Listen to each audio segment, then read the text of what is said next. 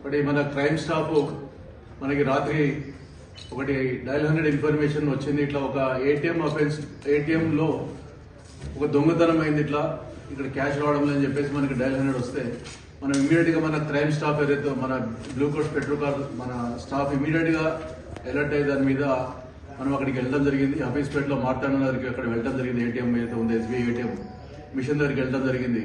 అక్కడికి వెళ్ళినప్పుడు ఒక అఫెండర్ అక్కడ ఆ మిషన్ నుంచి డబ్బులు ఇంకా తీయడానికి ప్రయత్నం చేస్తూ ఉంటే అతన్ని పట్టుకోవడం జరిగింది. అతని పేరు కాటమయ్య. ఇతను నేటివ్ ఆఫ్ అనంతపూర్ టౌన్ లో రూరల్ పక్కనే ఉంటాడు, రూరల్ సర్కిల్ అంటే అవుట్స్కట్స్ ఆఫ్ ది అనంతపూర్. ఈ పిల్లోడు గత 2 years గా హైదరాబాద్ లో ఉంటున్నాడు. ఇతను కోర్సెస్ చేద్దామని హైదరాబాద్ రావడం జరిగింది. అంటే ఈ సైబర్ క్రైమ్ కోర్సెస్ ఏవైతే ఉన్నాయో వాటి మీద చదువుకోవడం కోసమని ఇక్కడికి వచ్చినాడు. ఆన్లైన్ కోర్సులు చేస్తున్నాడు. ఇతను డబ్బులు అవసరం పడి ఇతను ఏం చేయడం అంటే ఆన్లైన్ లో ఏటీఎంలో దొంగతనం ఎలా చేయాలని చెప్పేసి నేర్చుకున్నాడు. నేర్చుకొని అది ఎట్లా చేస్తే బాగుంటుందని చెప్పేసి అతను కొంతమంది వాళ్ళ ఫ్రెండ్స్ తో డిస్కస్ చేసి, ఒక ఫ్రెండ్ ఇతను కొలిగి ఎవరైతే ఉన్నాడో అతను కూడా హాస్టల్లో ఉంటాడు, అతనితో మాట్లాడి ఈ ఏటీఎం మిషన్స్ అంటే అన్ని డిఫరెంట్ రకరకాలు ఉంటాయి. ఒక మనకి ఎట్లయితే మొబైల్స్ లో ఐఫోన్ ఉంటుంది, శాంసంగ్ ఉంటుంది, వివో ఉంటుంది, అట్లా మిషన్స్ ఉంటాయి. అట్లాగే ఏటీఎంస్ మిషన్ కూడా డిఫరెంట్ ఉంటాయి. మనకు తెలియదు అది. మనం ఏటీఎం మిషన్ మనం చూసి ఏటీఎం మిషన్ అనుకుంటాం, బట్ దాంట్లో డిఫరెంట్ కంపెనీస్ ఉంటాయి తయారు చేసే మిషన్స్. ఒక పర్టికులర్ మిషన్ లో ఆయనకి ఏంటంటే ఇది ఈ డబ్బుల్లో ఎట్లా దొంగతనం చేయొచ్చు అని చూసుకున్నాడు. ఆ ఒక్క దాంట్లో డబ్బులు వస్తాయి, మిగతా మిషన్స్ లో అది ఇతను చేయడానికి స్కోప్ లేదు. కాబట్టి ఏంటంటే ఇతను ఆ ఏటీఎంలో ఏవైతే దాన్ని ఐడెంటిఫై చేసుకుంటాడు, ఆ కంపెనీ మిషన్ ఐడెంటిఫై చేసుకుని అక్కడికి వెళ్ళి నిలబడతాడు. నిలబడి అది అక్కడ దాంట్లో ఒక డివైస్ లాగా తయారు చేసుకుంటాడు. చేసుకొని అంటే ఇట్లా ఏవైతే ఉంటాయో వీటిని అక్కడ ఇన్సర్ట్ చేయడం జరుగుతుంది.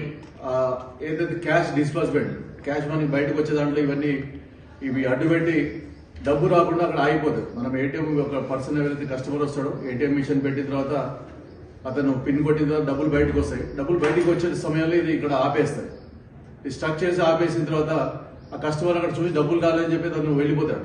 వెళ్ళిపోయిన తర్వాత ఇతను మళ్ళీ లోపలికి వెళ్ళి మన ఎక్యూరిటీ ఎవరైతే లోపలికి వెళ్ళి ఇది పక్కకు జరిపేసి దీన్ని తీసేసి దాంట్లో ఉన్న డబ్బుల్ని మొత్తం చేయబెట్టి తీసేసుకుంటాడు. గత అక్టోబర్ 25 నుంచి ఇప్పటిదాకా ఈ రోజు వరకు చేస్తూనే ఉన్నాడు. దాదాపు 10 లక్షల పైన చేసిన అని చెప్పేసి చెప్తారు. ఎవరైతే ఉన్నారో ఇతను కూడా మనం అరెస్ట్ చేయడానికి ఎఫర్ట్స్ పెడుతున్నాం. దాంట్లో ఇంకా ఎన్ని చేసినాడు, ఎక్కడెక్కడ చేసినాడు, దీంట్లో ఇట్లా ఈ మిషన్స్ ఏవైతే ఉన్నాయో వీటిని ఐడెంటిఫై చేసి కన్సర్న్ బ్యాంకర్స్ కూడా మనం ఇన్ఫార్మ్ చేయడం జరుగుతుంది. అంటే ఇటువంటి మిషన్స్ వల్ల ఇబ్బంది ఉంటుంది కాబట్టి ఇతనితో పాటు మిగతా గ్యాంగ్ మెంబర్స్ ఉన్నారు, వేరే స్టేట్స్ లో కూడా పని చేస్తారని చెప్పేసి చెప్పడం జరుగుతుంది. ఆయన పర్మిషన్ వర్కౌట్ చేస్తున్నాం. చేసి ఇటువంటివి కాకుండా పునరావృతం కాకుండా చేయడానికి చర్యలు కూడా తీసుకోవడం జరుగుతుంది. ఇది మన ఏవైతే స్టాఫ్ దీని మీద ఇమీడియట్ రియాక్ట్ అయ్యి ఎక్విప్మెంట్ పట్టుకోవడం జరిగిందో వాళ్ళని మన కమిషనర్ గారు కానీ మిగతా మా డీసీపీ గారు కానీ వీళ్ళంతా కూడా అప్రిషియేట్ చేయడం జరిగింది. ఇంతకుముందు కేసు వాళ్ళు కూడా ఐడెంటిఫై చేయడం ట్రై చేస్తాం. అంటే మన స్టేట్ సిటీలో పర్టికులర్ బ్యాంక్ అన్ని బ్యాంకులు ఈ మిషన్స్ అన్ని బ్యాంకులు వాడతారు. ఆ కంపెనీ మిషన్లు డిఫరెంట్ బ్యాంక్స్ వాడతారు. దీంట్లో ఎస్బీఐ వాడింది, ఐడిఎఫ్సి వాడింది, కోటక్ మహీంద్రా వాడింది, ఆ మిషన్స్ వాడింది. కాబట్టి వాళ్ళు దాని మీద ఫర్దర్ గా ఆ బ్యాంకర్స్ మనం ఇన్ఫార్మ్ చేయడం జరుగుతుంది. కాబట్టి దీన్ని ఫర్దర్ గా ఇటువంటివి కాకుండా వాళ్ళు ఏం చేంజెస్ చేస్తారో వాళ్ళకి కూడా ఇన్ఫార్మ్ చేయడం జరుగుతుంది.